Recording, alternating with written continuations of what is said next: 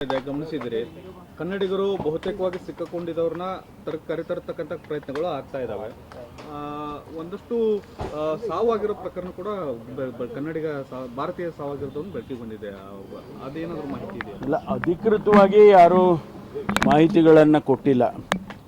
ಅವರು ಇವರು ಫೋನ್ ಮಾಡ್ತಾ ಇರ್ತಕ್ಕಂಥದ್ದು ಮತ್ತು ಸ್ನೇಹಿತರುಗಳು ತಿಳಿಸುವಂಥ ಮಾಹಿತಿಗಳಷ್ಟೇ. ಎಕ್ಸ್ಟರ್ನಲ್ ಅಫೇರ್ಸ್ ಮಿನಿಸ್ಟ್ರಿಯಿಂದ ಯಾವುದೂ ಕೂಡ ಅಧಿಕೃತವಾಗಿ ಮಾಹಿತಿ ನನಗೆ ಗೊತ್ತಿದ್ದಾಗೆ ಬಂದಿಲ್ಲ. ಮಾನ್ಯ ಮುಖ್ಯಮಂತ್ರಿಗಳು, ಚೀಫ್ ಸೆಕ್ರೆಟರಿ ಅವರು ಕೂಡ ಪತ್ರ ಬರೆದಿದ್ದಾರೆ. ಯಾರೆಲ್ಲ ಕನ್ನಡಿಗರು ಅಲ್ಲಿ ಸಿಕ್ಕಾಕೊಂಡಿದ್ದಾರೆ, ಕಷ್ಟದಲ್ಲಿದ್ದಾರೆ, ಅವ್ರನ್ನ ಹೇಗಾದರೂ ಮಾಡಿ ವಾಪಸ್ ಕರ್ಸ್ಕೋಬೇಕು, ಭಾರತೀಯರನ್ನೆಲ್ಲರನ್ನೂ ಕೂಡ ಅಲ್ಲಿ ಕಷ್ಟದಲ್ಲಿರೋರನ್ನ ಕರ್ಸ್ಕೋಬೇಕು ಅಂತೇಳಿ ತಿಳಿಸಿದ್ದಾರೆ.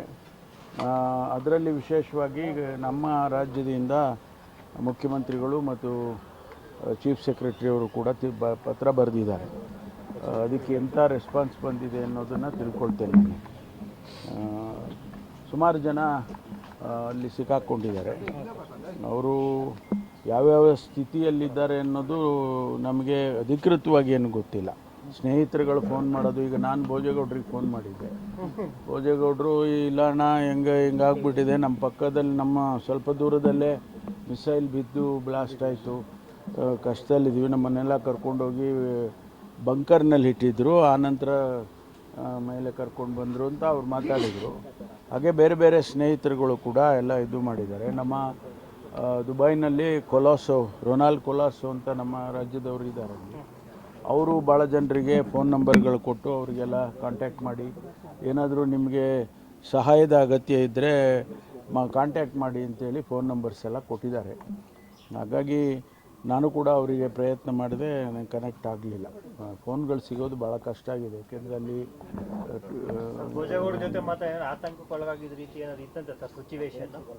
ಸ್ವಲ್ಪ ಆ ರೀತಿ ಕಾಣಿಸ್ತು ನನಗೆ. ಅವರು ಮಾತಿನಲ್ಲೇ ನನಗೆ ಅನ್ನಿಸ್ತು. ಸ್ವಲ್ಪ ನ್ಯಾಚುರಲಿ ಅವರ ಫ್ಯಾಮಿಲಿ ಎಲ್ಲ ಹೋಗಿದ್ದಾರೆ. ಅವರೇನೋ ಸೌತ್ ಆಫ್ರಿಕಾಗೋ ಎಲ್ಲ ಹೋಗಿದ್ರಂತೆ, ವಾಪಸ್ ಬರುವಾಗ ವಯಾ ದುಬೈ ಬರ್ಬೋದು ಅಂತ ಆ ಥರ ಆಗಿದೆ ಅಂತ. ಮತ್ತು ಇನ್ನೂ ಸುಮಾರು ಕುಟುಂಬಗಳು ಎಲ್ಲ ಹಾಲಿಡೇಗೆ ಹೋದವರು ಅವರೆಲ್ಲರೂ ಅಲ್ಲೇ ಸಿಕ್ಕಾಕ್ಕೊಂಡಿದ್ದಾರೆ. ಭಾಳ ಜನ ನಮ್ಮ MLAಗಳು ಬೇರೆ ಬೇರೆಯವರು ಕೂಡ ಹೋಗಿದ್ದಾರೆ ಅಂತ ಕೇಳಿದ್ದೀನಿ. ನಾನು ಸಂಪರ್ಕ ಮಾಡೋಕ್ಕಾಗಲಿಲ್ಲ. ಈ ಕಮಣಿ ಅವರು ತೀರ್ಕೊಂಡ್ರಲ್ಲ ಸರ್, ಅವ್ರ ಪರವಾಗಿ ಹೋರಾಟಗಳಾಯಿತು ಒಂದಷ್ಟು ರಾಜ್ಯದಲ್ಲೂ ಕೂಡ. ಕೇಂದ್ರ ಗೃಹ ಇಲಾಖೆ ಏನೋ ಸೂಚನೆ ಕೊಟ್ಟಿದೆ, ಆ ಹೋರಾಟ ಮಾಡೋರ ಮೇಲೆ ಒಂದಷ್ಟು ಕಣ್ಣಿಡಿ ಅನ್ನುವಂಥದ್ದು. ಪ್ರಚೋದನಾತ್ಮಕ ಭಾಷಣಗಳು ಸೇರಿದಂತೆ ಅನಧಿಕೃತ ಚಟುವಟಿಕೆಗಳು ಬಂದಿದೆ. ಅಲ್ಲ, ನನಗೆ ಮಾಹಿತಿ ಇಲ್ಲ. ನಮ್ಮ ಚೀಫ್ ಸೆಕ್ರೆಟರಿ ಅವರಿಗೇನಾದರೂ ಬಂದಿರಬೇಕು, ಇಲ್ಲ ಗೃಹ ಇಲಾಖೆಯಿಂದ ಡೈರೆಕ್ಟಾಗಿ DGಗಳಿಗೆ ಬರೆಯೋದು, ಆ ರೀತಿ ಬರೆಯೋದಿಲ್ಲ. ಆ ಥರ ಏನಾದರೂ ಬಂದಿದ್ದರೆ ನನ್ನ ಗಮನಕ್ಕೆ ತಂದೆ ತರ್ತಾರೆ. ನಮ್ಮ DG ಅವರು ನನ್ನ ಗಮನಕ್ಕೆ ತರ್ತಾರೆ. ಇಲ್ಲಿವರೆಗೂ ನನಗೆ ಅದು ಆ ರೀತಿ ಯಾವುದನ್ನು ಇಲ್ಲ, ನನ್ನ ಹತ್ರ ಯಾವುದನ್ನು ಚರ್ಚೆ ಮಾಡಿಲ್ಲ DG ಅವರು ಆ ವಿಷಯದಲ್ಲಿ. ನಾನು ಮಾಧ್ಯಮದಲ್ಲಿ ನೋಡಿದೆ, ಯಾರ್ಯಾರು ಅವರಿಗೆಲ್ಲ ಪರವಾಗಿ ಇದು ಮಾಡ್ತಾರೆ ಅಂಥವ್ರ ಮೇಲೆ ನಿಗಾ ಇಡಿ ಅಂತ ಬಂದಿದೆ ಅಂತ ಪತ್ರಿಕೆಯಲ್ಲಿ ನೋಡಿದೆ ನಾನು. ನನ್ನ DG ಅವರು ನನಗೆ ಮಾತನಾಡಿಲ್ಲ ಈ ವಿಷಯದಲ್ಲಿ. ನೀವ್ಯಾರು ಸೂಚನೆ ಕೊಟ್ಟಿದ್ದೀರಾ ಸರ್ ಈ ವಿಚಾರವಾಗಿ ಗಮನ ಇಡೋಕ್ಕೆ?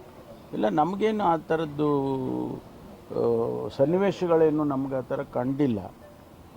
ಅದು ಕಂಡಾಗ ನಾವು ಏನು ಆ್ಯಕ್ಷನ್ ತೊಗೋಬೇಕೋ ತೊಗೊತೀವಿ. ಬಟ್ ನಮಗೆ ಕೇಂದ್ರ ಸರ್ಕಾರದಿಂದ ಈಗ ಏನಾಗುತ್ತೆ, ಇದೆಲ್ಲ ರಾಜನೀತಿಗಳು, ಇಂಟರ್ನ್ಯಾಷನಲ್ ಲೆವೆಲ್ನಲ್ಲಿ ಆಗುವಂಥ ರಾಜನೀತಿಗಳು. ಆ ಆಧಾರದ ಮೇಲೆ ಅವರು ಕೇಂದ್ರ ಸರ್ಕಾರ ರಾಜ್ಯಗಳಿಗೆ ತಿಳಿಸುತ್ತೆ. ಫಾರಿನ್ ಪಾಲಿಸಿ ಏನಿರುತ್ತೆ, ಒಂದೊಂದು ಸರ್ಕಾರಕ್ಕೆ ಒಂದೊಂದು ಫಾರಿನ್ ಪಾಲಿಸಿ ಇರ್ತದೆ. ಕಾಂಗ್ರೆಸ್ ಸರ್ಕಾರ ಇದ್ದಾಗ ಒಂದು ಫಾರಿನ್ ಪಾಲಿಸಿ ಅಂತ ಇತ್ತು. ಈಗ ಭಾರತೀಯ ಜನತಾ ಪಾರ್ಟಿಯವ್ರದ್ದು ಅವ್ರದ್ದೇ ಒಂದು ಫಾರಿನ್ ಪಾಲಿಸಿ ಇರುತ್ತೆ. ಆ ಹಿನ್ನೆಲೆಯಲ್ಲಿ ನಮಗೇನು ತಿಳಿಸ್ತಾರೋ ರಾಜ್ಯ ಸರ್ಕಾರಗಳು ಅದನ್ನು ಪಾಲಿಸ್ತವೆ. ಕೋರ್ಟ್ ಆದೇಶ ಪ್ರಕಾರ ಫ್ರೀಡಮ್ ಪಾರ್ಕ್ ಪ್ರೊಟೆಸ್ಟ್ ಮಾಡಬೇಕು. ಅವರು ಇದಕ್ಕಿದ್ದಂಗೆ ಅಲ್ಲೇ ಪ್ರೊಟೆಸ್ಟ್ ಮಾಡೋರಲ್ಲ ಸರ್, ಕೇಸ್ ದಾಖಲೆ ಮಾಡ್ತಿದ್ದಾರೆ. ಅಲ್ಲ, ಈಗ ನಾನು ಅದನ್ನ ವಿಚಾರ ಮಾಡ್ತೀನಿ. ಯಾಕೆಂದರೆ ಎಲ್ಲರಿಗೂ ಒಂದೇ ಅಲ್ಲ ಕಾನೂನು. ಅವರು ಮಾಡೋಂಗಿದ್ರೆ ಅಲ್ಲೇ ಮಾಡಬೇಕಿತ್ತು. ಅಲ್ಲೆಲ್ಲ ಯಾರಾದರೂ ಆಗಿರಲಿ, ನಾವು ಕಾನೂನುಗಳು ಮಾಡುವಾಗ ಅಥವಾ ರೂಲ್ಸ್ಗಳು ಮಾಡುವಾಗ ಎಲ್ಲರಿಗೂ ಒಂದೇ ರೂಲ್ಸನ್ನು ಮಾಡಿರ್ತೀವಿ. ಈಗ ಅವರು ಹೋಗಿ ಅಲ್ಲಿ ಮಾಡಿದ್ದಾರೆ ಅಂದರೆ ಅವ್ರ ಮೇಲೆ ಏನಾದರೂ ಕೇಸ್ ಹಾಕಿದ್ದಾರೆ ಅನ್ನೋ ವಿಚಾರಣೆ ಮಾಡ್ತೀನಿ. ಬಜೆಟ್ ಅಧಿವೇಶನದ ಡೆಡ್ಲೈನ್ ಕೊಟ್ಟಿದ್ದಾರೆ. ಹೈಕಮಾಂಡ್ ಭೇಟಿಗೂ ಕೂಡ ಒಂದಷ್ಟು ಜನ ಶಾಸಕರು ಹೋಗ್ಬೇಕು ಅಂತ ಚರ್ಚೆ ಮಾಡ್ತಾ ಇದ್ದಾರೆ. ಇಲ್ಲ, ಇದ್ರ ಬಗ್ಗೆ ಹೆಚ್ಚು ಚರ್ಚೆ ಮಾಡೋದ್ರಿಂದ ಏನು ಉಪಯೋಗ ಆಗುತ್ತೆ ಅಂತ ನನಗಂತೂ ಅನಿಸೋದಿಲ್ಲ. ಹೈಕಮಾಂಡ್ ಅವ್ರಿಗೆ ಬಿಟ್ಬಿಟ್ಟು ಸುಮ್ಮನೆ ನಾವಿರೋದು ಒಳ್ಳೆಯದು. ಈ ಮಲ್ಲಿಕಾರ್ಜುನ್ ಮುತ್ತೆ ಅವ್ರದ್ದು ಕೇಸ್ ವಾಪಸ್ ಪಡಿಬೇಕು ಅನ್ನೋಂಥ ಹೋರಾಟಗಳಾಗ್ತಾ ಇದ್ದಾವೆ ಸರ್. ನೋಡಿ, ಕೇಸು ಹೋರಾಟ ತಗೊಳ್ಳಿ ಅಂತ ಹೋರಾಟ ಮಾಡೋದು ಬೇರೆ, ಕಾನೂನಿನ ಪ್ರಕಾರ ನಾವು ಕೆಲಸ ಮಾಡೋದು ಬೇರೆ. ಈಗ ಕಾನೂನು ಪ್ರಕಾರ ಪೊಲೀಸ್ನವರು ಕೆಲಸ ಮಾಡ್ತಿದ್ದಾರೆ.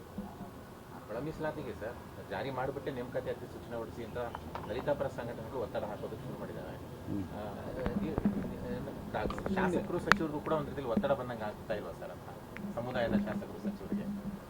ಸ್ವಾಭಾವಿಕವಾಗಿ ಆಯಾಯ ಶಾಸಕರು ಆ ಸಮುದಾಯದ ಶಾಸಕರ ಮೇಲೆ ಒತ್ತಡ ತಂದೇ ತರ್ತಾರೆ. ಈಗ ಮುಖ್ಯಮಂತ್ರಿಗಳು, ಸಚಿವರುಗಳು ಮತ್ತು ಕ್ಯಾಬಿನೆಟ್ ಎಲ್ಲ ಡಿಸ್ಕಷನ್ ಮಾಡಿದೆ. ಈಗ ಫರ್ದರ್ ಏನಾದರೂ ಮಾಡಿಫಿಕೇಶನ್ ಇದ್ದರೆ ಮತ್ತೆ ಕ್ಯಾಬಿನೆಟಲ್ಲಿ ಡಿಸ್ಕಷನ್ ಆಗುತ್ತೆ. ಗಂಭೀರ ಆರೋಪ ಬಂದಿದೆ ಸರ್.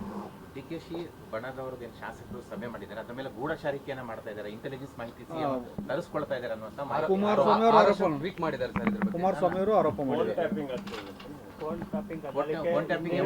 ಇಂಟೆಲಿಜೆನ್ಸ್ ಮಾಹಿತಿ ಕೂಡ ತಗೊಳ್ತಾ ಇದ್ದಾರೆ. ಕಣ್ಗಾವಲಿಟ್ಟವರ CM ಶಾಸಕರ ಚಲನ ಇಲ್ಲ, ಸರ್ಕಾರ ನಡೆಸೋರು ನಾವು. ನಮಗೆ ಹೆಚ್ಚು ಮಾಹಿತಿ ಇರುತ್ತೆ, ಪುನಃ ಅವರಿಗೆ ಹೆಚ್ಚು ಮಾಹಿತಿ ಇರೋದಿಲ್ಲ. ಅವ್ರಿಗೆ ಯಾರು ಹೇಳಿದ್ದಾರೆ? ಗೂಢಚಾರ್ಯರು, ಇಂಟೆಲಿಜೆನ್ಸ್ನವರು ಅವರಿಗೆ ಹೇಳಿದ್ದಾರೆ. ನಾವು ಸರ್ಕಾರ ನಡೆಸೋರು, ನಮಗೆ ಅನೇಕ ವಿಷಯಗಳು ಗೊತ್ತಿರುತ್ತೆ. ಯಾವುದೂ ಸಹ ಅಂಥ ಬೆಳವಣಿಗೆಗಳು ಯಾವುದೂ ಇಲ್ಲ. ಯಾರ ಫೋನನ್ನು ಯಾರು ಟ್ಯಾಪ್ ಮಾಡೋದು ಅಧಿಕೃತವಾಗಿ ನಮಗಂತೂ ಯಾವುದೂ ಗಮನದಲ್ಲಿ ಇಲ್ಲ. ಮಾನ್ಯ ಮುಖ್ಯಮಂತ್ರಿಗಳಿಗೂ ಕೂಡ ಅಂಥದ್ದು ವಿಚಾರಗಳು ಯಾವುದೂ ಕೂಡ ಗಮನದಲ್ಲಿಲ್ಲ. ಇತ್ಯಾದಿಗಳ ಬಗ್ಗೆ ಗುಪ್ತಚರ ಮಾಹಿತಿ ತರಿಸ್ಕೊಳ್ತಾ ಇದ್ದಾರೆ CM. ನನ್ನ ಪೊಲಿಟಿಕಲ್ ಇಂಟೆಲಿಜೆನ್ಸ್ ಒಂದು ವಿಂಗೇ ಇದೆ. ಅವರು ಏನು ನಡೀತಾ ಇದೆ ಅನ್ನೋದನ್ನು ಪ್ರತಿ ದಿವಸ ಮುಖ್ಯಮಂತ್ರಿಗಳಿಗೆ ಹೇಳ್ತಾರೆ. ಆದರೆ ಫೋನ್ ಟ್ಯಾಪ್ ಮಾಡಿ ಅವ್ರು ಎಲ್ಲೋದ್ರು ಇಲ್ಲೆಲ್ಲೋದ್ರು, ಅವ್ರು ಯಾರ ಹತ್ರ ಮಾತಾಡಿದ್ರು, ಅಂಥದ್ದೆಲ್ಲ ನಡೆಯುವಂಥ ಅಗತ್ಯನೂ ಇಲ್ಲ, ನಡೀತಾನೂ ಇಲ್ಲ. ಪಕ್ಷದವರ ಮಾಹಿತಿ ಗೂಢಚಾರಿಕೆ ಮೂಲಕ ತರಿಸ್ಕೊಳ್ಳೋದು ಅದು ಸೂಕ್ತನಾ ಸರ್ ಅಂತ?